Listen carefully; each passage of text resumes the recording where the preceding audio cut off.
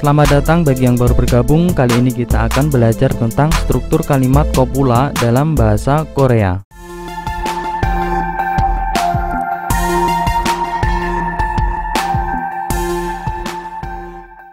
Kalimat copula kalau dalam bahasa Korea adalah kalimat yang predikatnya selain kata kerja atau kata sifat. Ini yang perlu kita garis bawahi, selain kata kerja dan kata sifat. Sebelum kita menuju ke kalimatnya, kita harus mengetahui dulu kata tunjuk, subjek, dan partikel subjek. Kata tunjuk ini ada tiga. Yang pertama i, artinya ini, kemudian ke, artinya itu, dan co, artinya itu, tapi agak jauh. Selanjutnya ada subjek. Subjek ini yang pertama benda, bahasa Koreanya got, kemudian orang, bahasa Koreanya saram atau bun, dan subjek yang menunjukkan tempat, yaitu ada tiga, yogi, artinya di sini, kogi, di sana, dan chogi, di situ. Dan terakhir yang harus kita ketahui dalam penyusunan kalimat copula yaitu partikel subjek. Ini ada i atau en dan ga atau nen. I atau en ini digunakan untuk kata yang berakhiran konsonan, dan ga atau nen ini untuk kata yang berakhiran vokal. Selanjutnya kita ke jenis-jenis kalimat copula. Yang pertama kalimat copula positif, ini memiliki arti adalah. Rumusnya kata tunjuk, kemudian subjek, ps, ini partikel subjek, kemudian p alias predikat, dan diakhiri imnida. Ini untuk yang formal.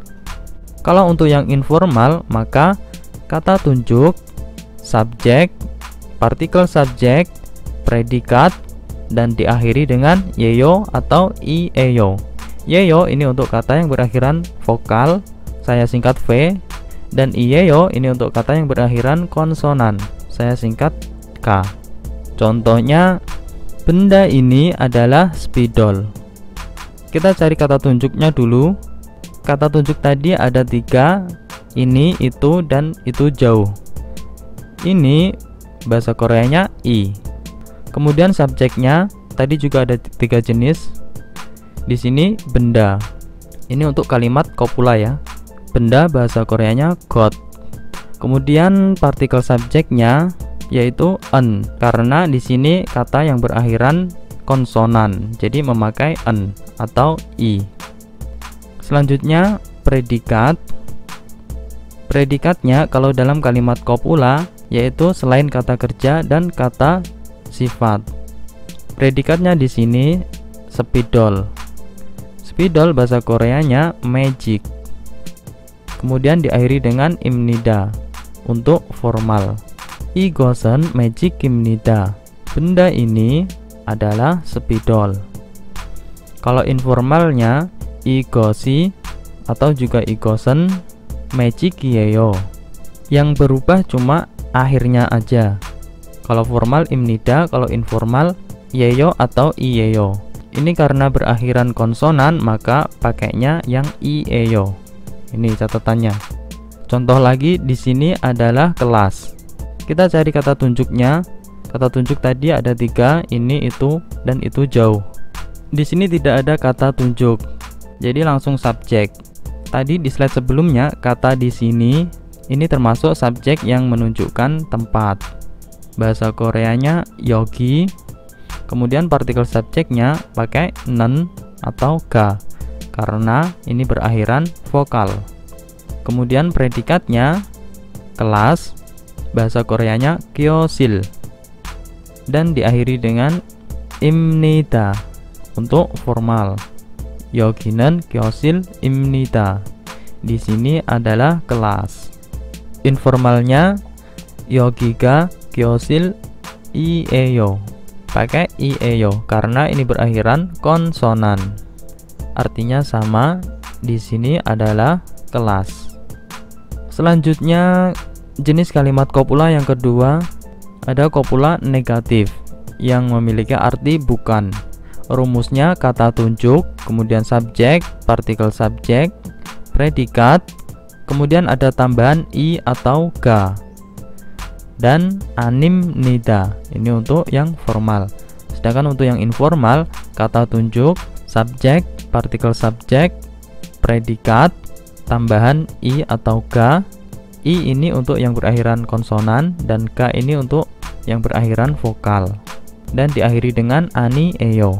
Ini untuk informal. Contohnya, beliau itu bukan guru. Kita cari dulu kata tunjuknya. Di sini ada itu. Itu bahasa Koreanya ke. Kemudian subjeknya beliau. Beliau bahasa Koreanya bun. Beliau atau orang. Ini sama aja. Kemudian partikel subjeknya en atau i karena ini berakhiran konsonan. Selanjutnya predikat. Sekali lagi diingat, predikat kalau dalam kalimat kopula itu selain kata kerja dan kata sifat. Di sini guru sebagai predikat. Guru bahasa Koreanya sonsengnim. Kemudian setelah predikat ada tambahan i atau ga.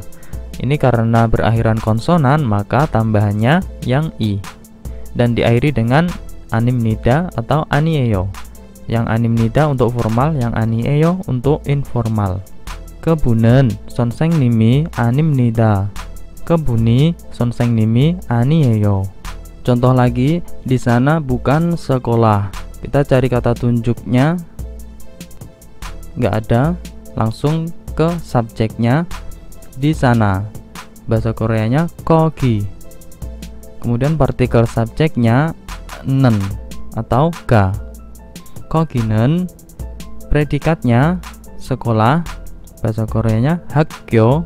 Kemudian ada tambahan i atau ga, pakainya ga karena ini berakhiran vokal, jadinya pakai ga dan diakhiri dengan animnida atau ani eyo untuk informal. Kogi는 학교가 아닙니다. 거기가 학교가 아니에요. Di sana bukan sekolah. Dan jenis kalimat kopula yang terakhir yaitu kalimat kopula pertanyaan. Rumusnya kata tunjuk, subjek, partikel subjek, predikat, dan diakhiri dengan imnika, tanda tanya. Untuk formal. Kalau untuk informalnya, kata tunjuk, subjek, partikel subjek, predikat, dan yeyo atau ieyo. Yeyo untuk akhiran vokal, ieyo untuk akhiran konsonan. Contohnya, di sana apakah pasar? Kita cari kata tunjuknya, ada atau enggak? Kalau enggak ada, langsung kita ke subjeknya. Di sana, bahasa Koreanya kogi. Kemudian partikel subjeknya nen atau ga. Selanjutnya predikat. Predikatnya pasar, bahasa Koreanya sijang, dan diakhiri dengan imnika atau yeyo ieyo untuk informal. Jadinya kogi는 시장입니까? 거기가 시장이에요. Di sana apakah pasar? Kemudian jawabannya ne iya, 거기는 시장입니다. Ini kalimat kopula positif karena berakhiran imnida. Ya, di sana pasar. Ya, di sana adalah pasar. Atau kalau mau menjawab kalimat kopula negatif, maka 아니요. 거기는 시장이 아니에요. Ini untuk informal. 아니요 artinya tidak, 거기는 di sana, 시장이 아니에요. 아니에요 bukan, 시장 pasar. Kalau kalimat negatif itu ada tambahan i atau ga yang menempel pada predikat dan diakhiri dengan anieyo atau animnida. Oke, sampai sini semoga paham. Kalau belum paham nanti silahkan diulang-ulang lagi. Nanti pasti paham sendiri. Dan bagi yang belum subscribe silahkan subscribe, karena kedepannya nanti akan ada pembahasan tentang berbagai macam struktur kalimat dalam bahasa Korea. Pastikan klik tombol subscribe ya. Oke, terima kasih. Cukup sekian dan sampai jumpa di video berikutnya.